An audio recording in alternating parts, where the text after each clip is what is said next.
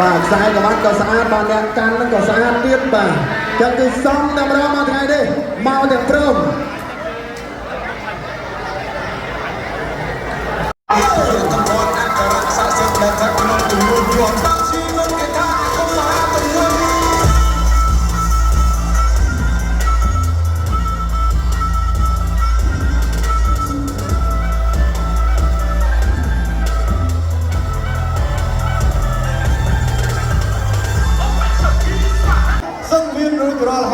បាទ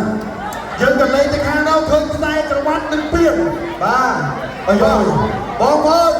ខ្សែក្រវ៉ាត់ដែលស្រស់ស្អាតនេះថាតើបានទៅលើកន្លែងមករួមនៅពេលបន្តិចនេះបានទៅលើណាអាយអូបាទអ្នកអត្រាទីបាយចោលចូលចាំlâuអរគុណបងប្អូនបាទទឹកទី1បាញ់នេះយើងឃើញថាបាត់ជារំខានខ្លាំងមែនទែន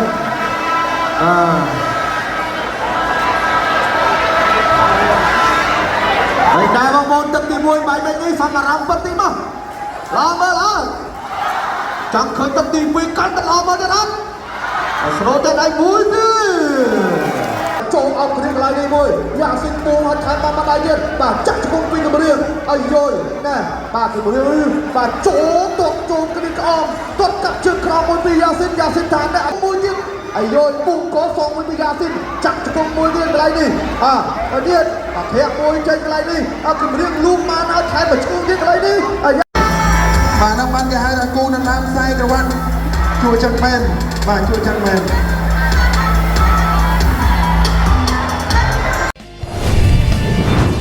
វីហូបជាផលិតផលបំពន់សុខភាពសន្លាក់សរសៃអាស៊ីតវីហូបហើយជា